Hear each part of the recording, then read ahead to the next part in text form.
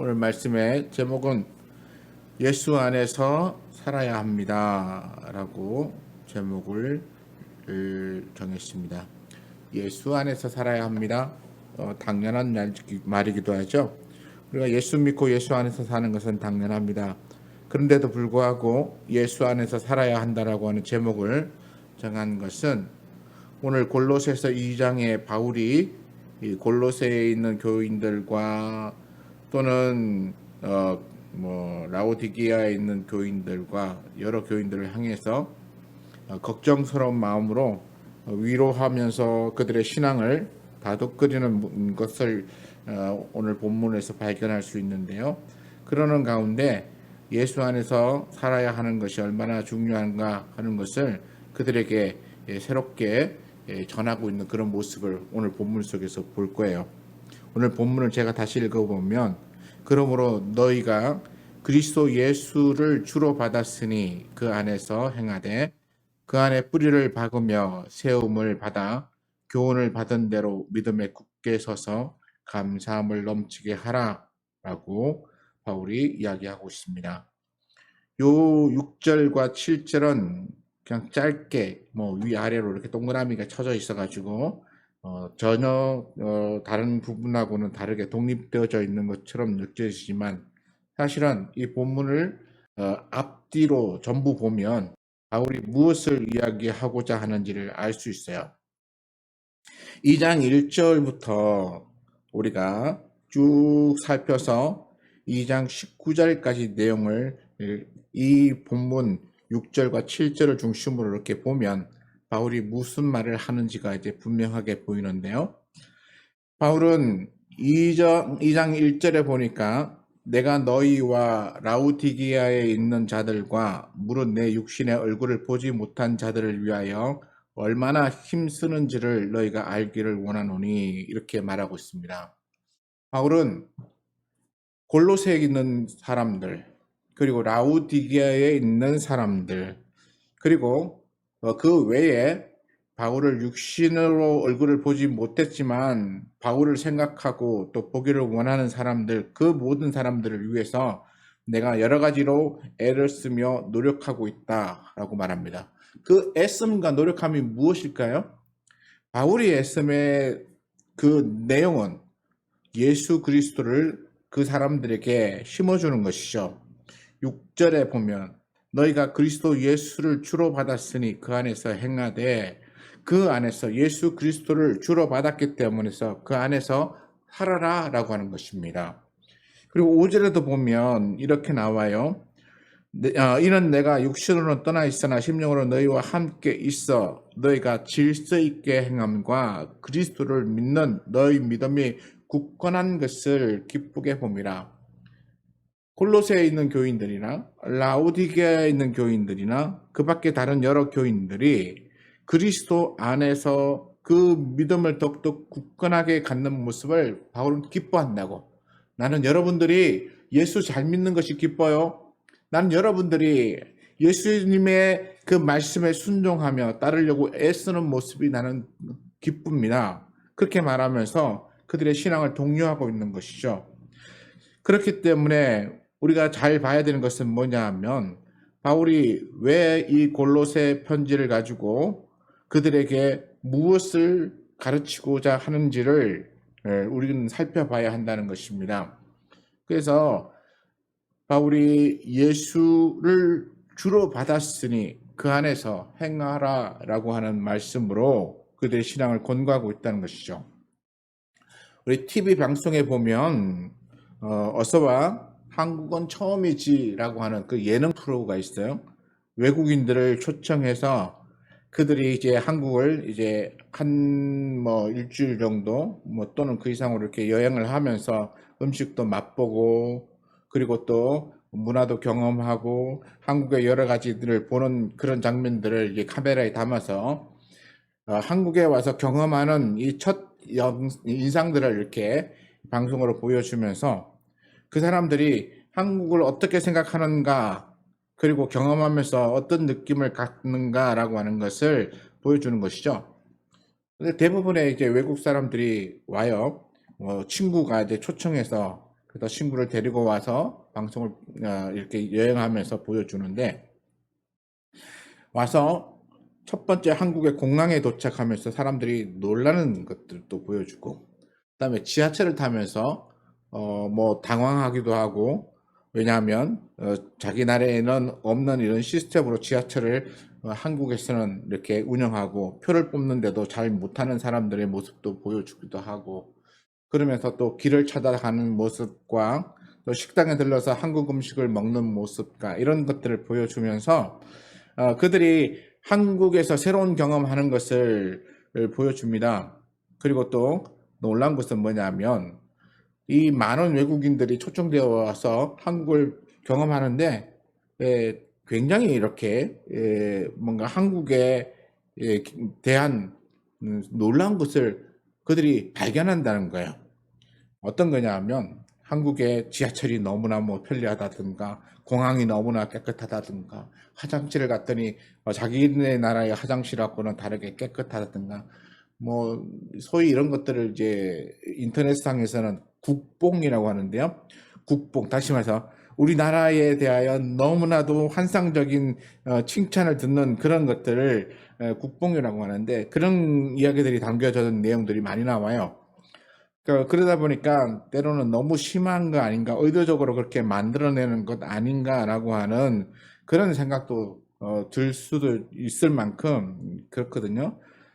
그러나 그게 전적으로 그게 꾸며낸 것은 아닐 거라고 저는 생각합니다.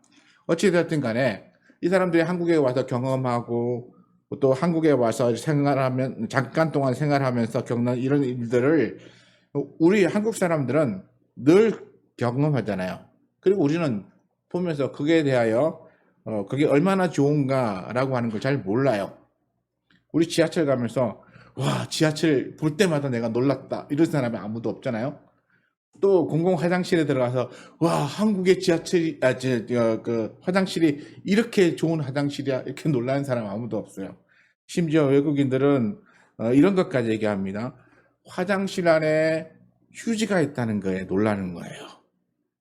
화장실 안에 비누가 있다는 것 또는 손세정제가 있다는 거에 놀라는 거예요.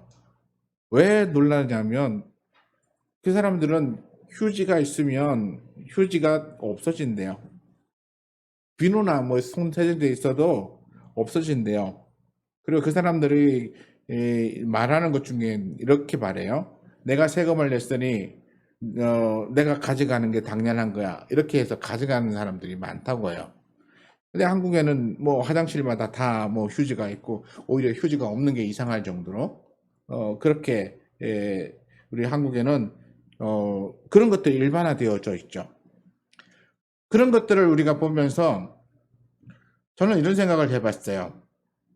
이게 일상적인 삶이 되어져 있는 한국의 모습. 그래서 이걸 그냥 국뽕이라고는 하는데, 이 국뽕스러운 이 한국의 모습 보면서 우리의 신앙의 삶도 이렇게 되어야 되지 않는가? 우리가 잘 경험하지 못하고 또는 때로는 이것이 정말 놀라운 이런 새로운 일이 아니어도 예수 믿지 않는 다른 사람들이 예수 믿는 우리의 모습을 보면서 우리를 향해서 놀랍다. 너네들은 어떻게 그렇게 사느냐?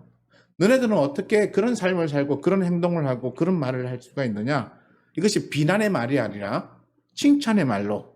정말 예수 믿는 사람들은 달라. 뭐 아까 말한 대로 어서와 한국은 처음이지라고 하는 그런 사람 프로그램에서 나온 것처럼 한국의 것들을 경험하면서 놀라는 외국인들의 모습처럼 예수 믿지 않는 사람들이 예수 믿는 사람들의 모습을 보면서 놀라고, 너희가 참 우리보다 나은 사람들이다, 그리고 우리보다 나은 말과 행동을 하는 사람들이다 라고 말할 수 있는 그러한 모습을 우리가 보여줘야 하지 않는가, 그렇게 생각합니다. 이것이 일상화되어져 가는, 그리고 우리는 자연스럽고 우리는 당연히 해야 하는 거고 그것이 전혀 이상하지 않고 어색하지 않는 그런 말과 행동과 삶이지만, 그러나 예수 믿지 않는 사람들이 와서 우리의 모습을 보고 우리의 말을 듣고 우리의 행동을, 그리고 우리의 삶의 모든 것들을 다 보고는 다 놀라서 정말 예수 믿는 사람들은 뭔가 다르다라고 하는 것을 말할 수 있는 그런 삶이어야 되지 않겠는가라고 한번 생각을 해봤어요. 그래서 오늘 본문에 비추어서 바울은 그런 것 같아요. 이 골로새에 있는 사람들과 라우디게아 또는 그 밖에 바울을 만나기를 원하는 수많은 사람들을 향해서 너희가 그런 삶을 살았으면 좋겠다. 예수 안에서 예수 그리스도를 믿는 믿음으로 사는 삶을 살았으면 좋겠다. 5절에 보면 중간에 이렇게 나오죠. 너희가 질서 있게 행함과, 그러니까 질서 있게 행함과 그리스도를 믿는 너희 믿음이 굳건한 것을 기쁘게 봄이라 라고 말했어요. 그러니까 예수 믿는 믿음 가운데서 우리의 삶이 질서가 있어야 돼요. 어지러워서는 안 된다는 거죠. 혼란스러워서는 안 된다는 거죠. 예수 믿는 믿음 때문에 하나님의 말씀에 순종하면서 그대로 우리가 순종하여 살다 보면 이것들이 우리의 삶으로 들어오는 거예요. 그래서 7절 말씀에 보면 이렇게 나옵니다. 그 안에 뿌리를 박으며 세움을 받아 교훈을 받은 대로 믿음에 굳게 서서라고 말해요. 이게 우리 삶에 그리스도의 말씀과 또 그리스도께서 가르쳐 주신 그 모든 삶이 우리 가운데로 들어와서 자연스럽게 우리가 그렇게 바뀌어지는 것을 이야기하는 것이라고 생각해요. 우리가 예수 안에 뿌리 박음으로써 예수 그리스도를 우리가 마치 나무 뿌리에서 그 수분이나 또는 뭐 이렇게 영양분을 흡수해서 나무가 자라듯이 우리가 그렇게 예수 그리스도 안에서 뿌리를 박고 그 믿음이 자라난다면 당연히 우리도 예수 그리스도와 같은 모습이 될 거 아니겠습니까? 그러니까 그 안에 뿌리를 박으며 세움을 받아 교훈을 받은 대로 믿음에 굳게 서서 살아가는 우리의 모습을 바울은 원하고 있다는 것입니다. 바울은 이렇게 골로새 교회와 라우디게아 교회와 그리고 기타 여러 많은 믿는 사람들이 다 그렇게 살았으면 좋다는 거예요. 저도 마찬가지입니다. 우리 믿는 성도들이 하나님 앞에서 예수 그리스도를 믿는 믿음으로 잘 살았으면 좋겠습니다. 각자 뭔가 특별하게 대단한 존재로 그렇게 드러나지 않는다고 해도 그냥 삶에 그냥 사람들이 살아가는 삶 속에서 그렇게 신앙의 자신의 모습을 나타내며 살아가는 그런 삶이었으면 좋겠어요. 우리는 아까도 말했지만 그런 프로그램 속에서 외국인들이 바라보는 시선을 우리가 경험하지 못했을 때는 우리는 뭐 그렇게 생각하죠. 당연히 그런 게 있는 거야. 뭐 그런 거 없으면 없는 것에 대하여 불평하기도 하죠. 왜 여기는 화장실에 휴지도 안 갖다 놓지? 아 여기 보니까 뭐 이렇게 손 닦는 뭐 티슈라든가 아니면 수건 하나 걸어놓지 않은 화장실을 보면 아 이런 건 하나 걸어놓지 이러면서 불평하며 나오는 그런 일도 우리는 있잖아요.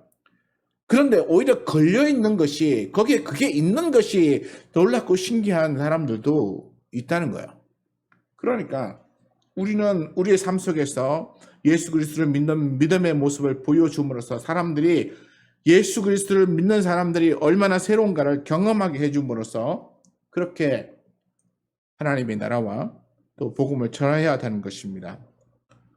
바울은 이 2장 안에서 이 성도들이 하나님 앞에서 믿음을 이렇게 굳건히 갖기를 원하면서 걱정스러워하는 것이 두 가지가 있었는데요. 걱정하는 게 뭐냐면 첫 번째가 8절에 나와 있습니다. 8절을 보면 누가 철학과 헛된 속임수로 너희를 사로잡을까 주의하라. 그러니까 철학과 헛된 속임수에 사람들이 빠질까 봐 걱정스럽던 거야. 철학이 뭡니까? 철학이라고 하는 것은 우리가 되게 어려운 학문으로 생각하죠.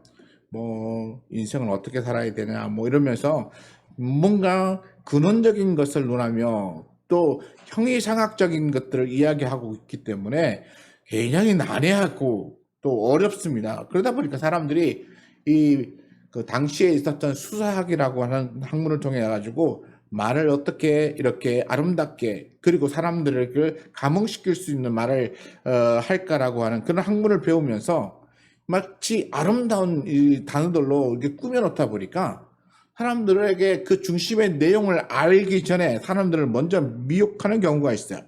그러니까 이 철학적인 것들이 그렇게 사람을 미혹하여 마음을 뺏어갑니다. 그 외에도 헛된 속임수로 사람들의 마음을 뺏어가는 경우들이 있었기 때문에 바울은 그런 것들에 대해서 조심하라 라고 말합니다.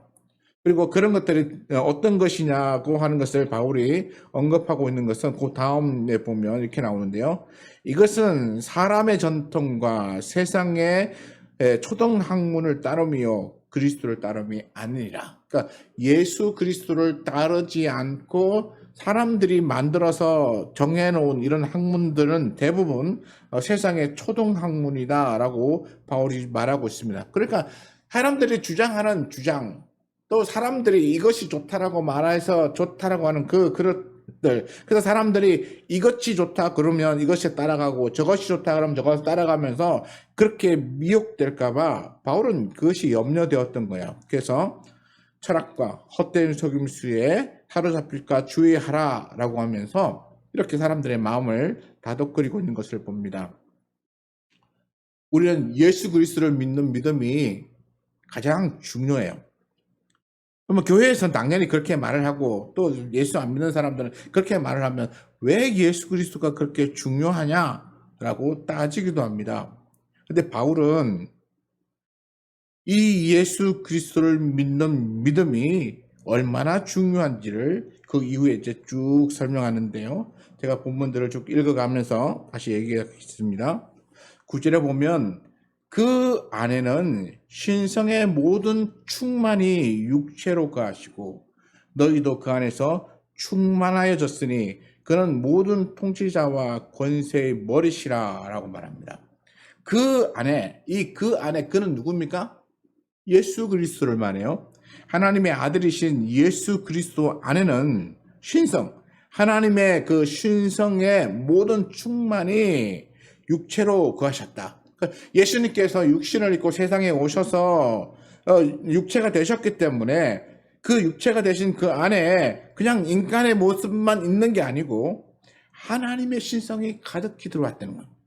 하나님의 본성이 그 안에 그대로 들어와 있다는 것입니다. 그렇기 때문에 여전히 그 예수는 10절에 보면 그는 통치자와 권세의 머리시라라고 말했어요. 통치자는 어떤 사람입니까? 통치자는 세상 임금을 말해요. 뭐 요즘식으로 말하면 대통령이나 또는 여러 가지 이제 행정부에 있는 그런 관료들을 이야기할 것입니다. 이런 세상에서 다스리는 사람들을 말하는데 그 사람들의 머리가 된다. 이 머리가 된다라고 하는 것은 뭐 다른 말로 말하면 우두머리 이렇게 말을 하는데요.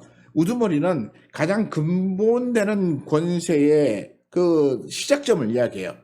그러니까 세상의 통치자가 통치를 할 수 있었던 그 힘의 근원을 가지고 있는 분이 예수 그리스도라는 것이죠.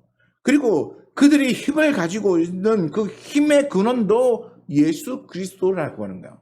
다시 말해서 하나님께서 예수 그리스도를 통하여서 이 세상 가운데 통치자와 권세자들이 그 안에 순복하며 살아가도록 만드셨다는 거예요. 우리는 세상이 굉장히 좋고 대단하다고 생각하죠. 그리고 또 이렇게 뭐 나라의 대통령을 비롯한 이런 권세 있는 사람들을 대단하다고 생각합니다. 그렇지만 우리 하나님 안에서는 이런 사람들은 그렇지 않아요. 그렇게 높거나 대단한 사람들이 아니고 하나님의 위임을 받아서 그들이 위임받은 자, 다른 말로 말하면 청지기죠. 청지기로 위임받아서 통치자가 되고 또 권세자가 되어서 사람들이 살아가는 삶의 이 환경 가운데서 어떤 제도를 유지하고 또 나라를 유지할 수 있는 권한을 받은 것입니다.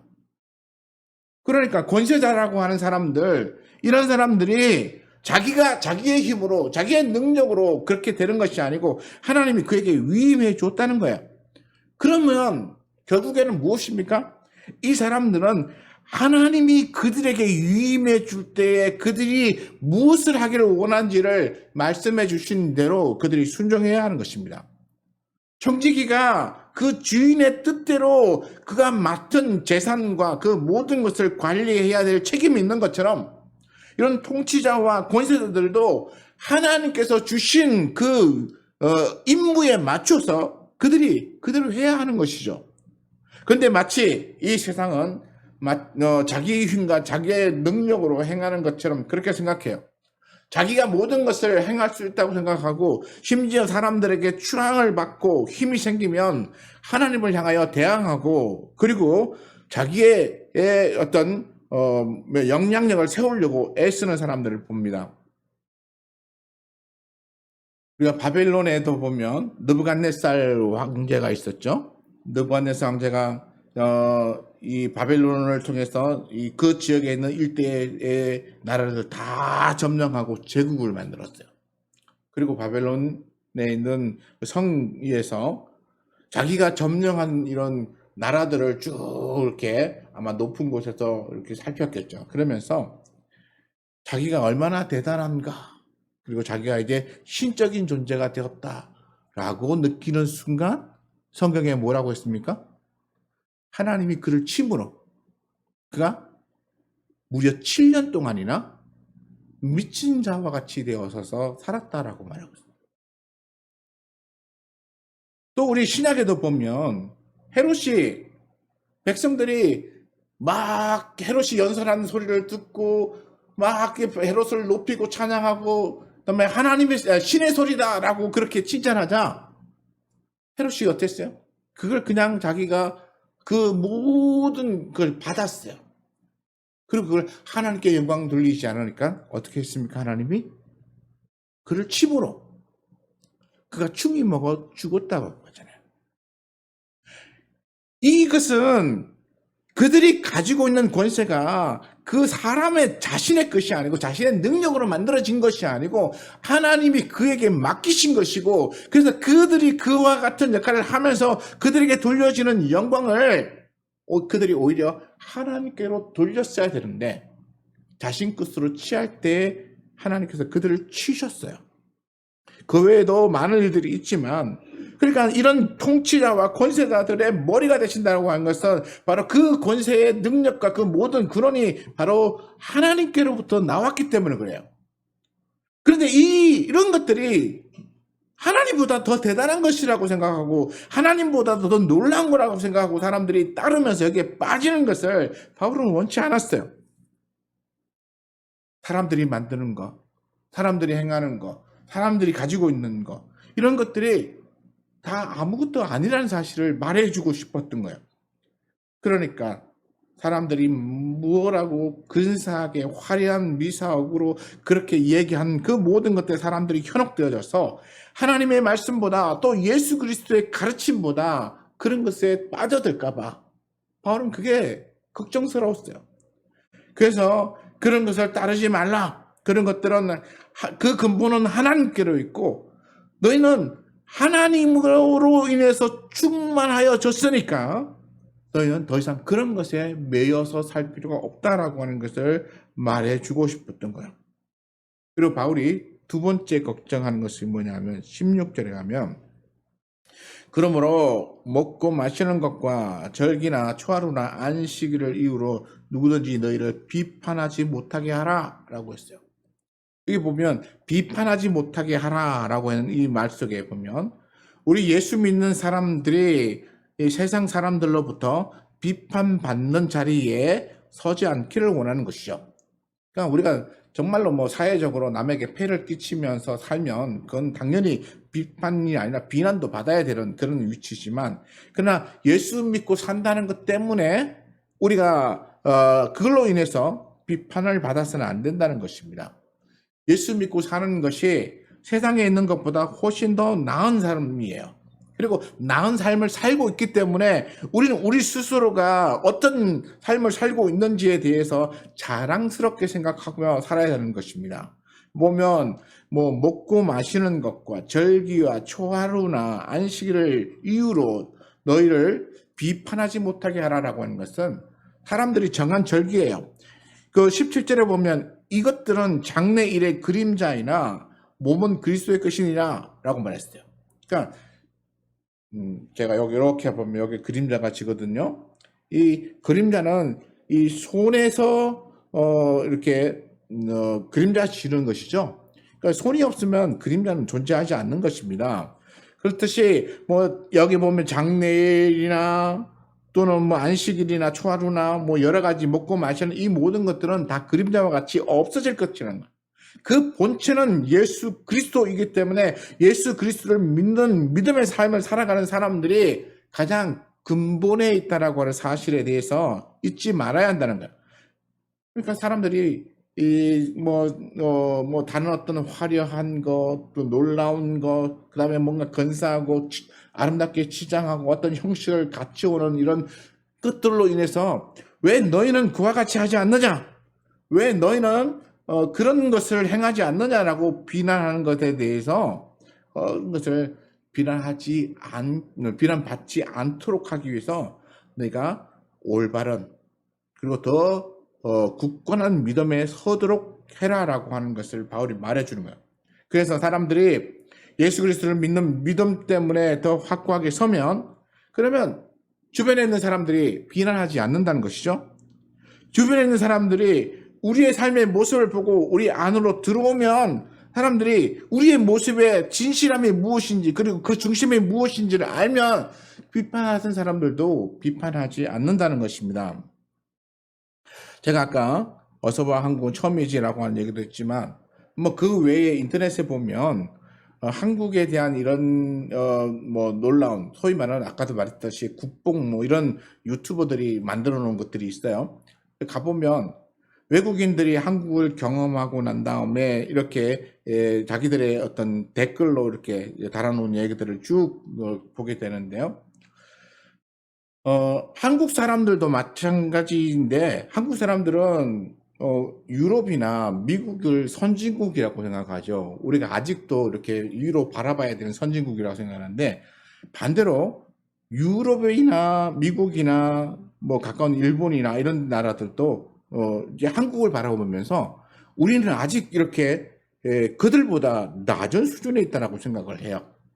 또 외국인들이 한국을 많은 정보를 통해서 알지 못하기 때문에 한국에 대해서 뭐 이렇게 잘 모르니까 자기들이 옛날의 교과 과정으로 배웠던 이렇게 가난한 나라, 6.25 전쟁으로 인해서 어렵게 살았던 그런 내용들만 배웠기 때문에 한국은 가난한 나라다라고 생각했다가 막상 한국으로 딱 들어와서 접해보니까 그렇지 않더라. 한국은 어떤 면에서는 자기들보다도 더 앞선 나라다라고 하는 얘기를 한다는 거예요.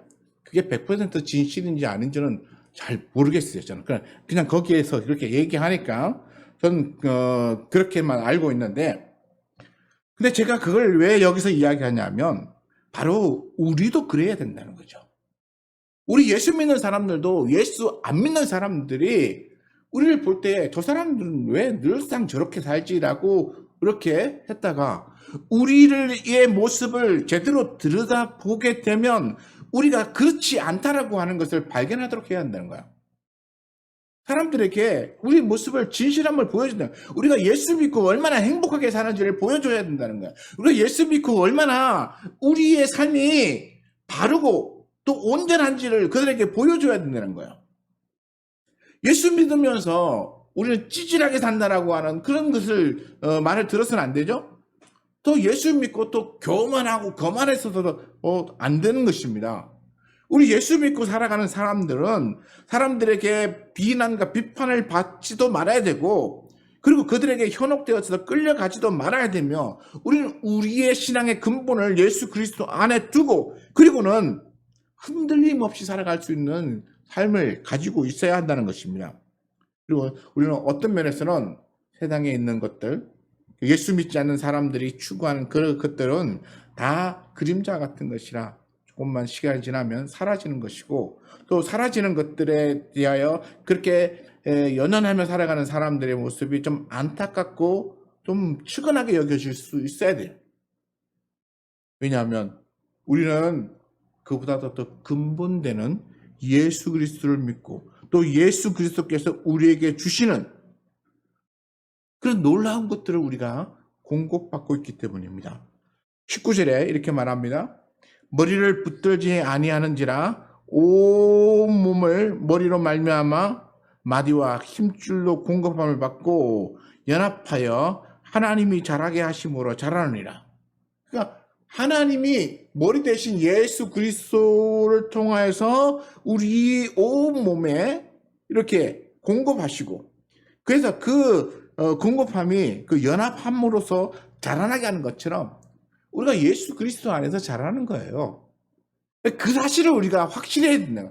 예수 그리스도 안에서 내가 자라고 있다는 사실, 그리고 예수 그리스도를 믿는 믿음 때문에 나의 삶이 그렇게 자라나고 있다는, 어떤 것으로요?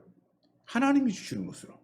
세상에서 얻어지는 것이 아니라 하나님이 주시는 것으로 자라나고 있다는 사실을 우리가 인식해야 한다는 것입니다. 그러므로 오늘 본문에서 읽었던 본문을 다시 돌아가 보면 6절, 7절 봅니다. 그러므로 너희가 그리스도 예수를 주로 받았으니 그 안에서 행하되 그 안에서 뿌리를 박으며 세움을 받아 교훈을 받은 대로 믿음에 굳게 서서 감사함을 넘치게 하라. 우리가 예수 그리스도를 주로 받았습니다. 그리고 예수 그리스도 안에서 이제는 행해야 합니다.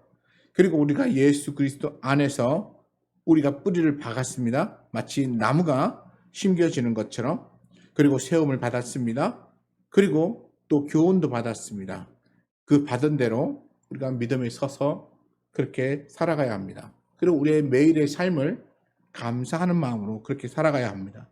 이게 바로 예수 안에서 살아가는 것이죠. 뭐 늘 언제나 우리는 예수 안에 살아가야 되지만 오늘 2021년을 맞아서 우리 성도들이 뭐 저를 포함해서 모든 사람이 예수 안에서 살아가는 삶을 살았으면 좋겠습니다.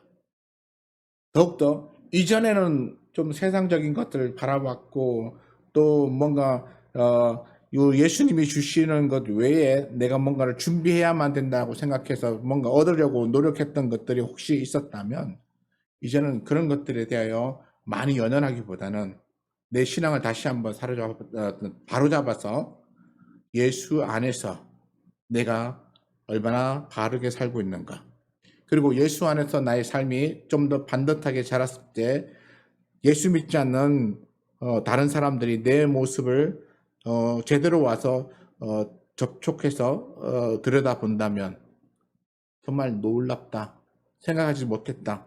아까 말한 것처럼 외국인들이 한국을 보면서 멀리서 바라볼 때는 한국이 그냥 자기들보다도 좀 못 사는 나라 또는 문화적으로 뒤떨어진 나라라고 생각했는데 막상 한국으로 들어와서 한국을 구경하고 경험하기 시작하자 한국이 자기들보다도 뒤떨어지지 않았을 뿐만 아니라 어떤 면에서는 훨씬 앞서가고 있다는 것을 발견했던 것처럼 사람들이 우리에게 그런 것을 경험하게 해야 되는 것이죠. 우리 예수 믿는 사람들이 그런 것을 보여주고 교회가 그런 것을 보여주고 그리고 한국 교회가 그런 것들을 믿지 않는 사람들에게 그 세상을 향해서 보여주고 공개할 때에 오히려 복음이 증거되지 않겠습니까? 왜 한국의 복음 전도가 이렇게 어려워졌는지 우리가 돌아보고 왜 사람들이 교회를 비난하고 비판하는 일들이 더 많아졌는지를 우리가 생각해 보면 교회가 그런 좋은 모습 보이는데 그리고 좋은 모습으로 살아가는데 집중하지 않고 어떻게 하면 내가 더 많이 부를 얻을까, 권세를 얻을까, 그리고 또 서로 자기 자랑만 하고 살았던 그런 모습들이 결국 우리를 그렇게 만들지 않았나, 우리는 돌아보고 반성해야 할 것입니다. 그러면 2021년에는 뭐 제가 이렇게 두서없이 막 전하고 있는 것 같아서 좀 그렇네요. 예수 그리스도 안에서 오늘 본문 말씀대로 살아가는, 내가 믿음의 뿌리를 예수 그리스도 안에 두었다라고 하는 그런 확고한 마음을 가지고 감사함으로 살아가는, 그래서 예수 안에서 살아갑니다. 누가 보더라도 나는 예수 안에서 살아가는 사람입니다라고 고백할 수 있는 저와 여러분 되시기를 축원합니다. 기도하겠습니다.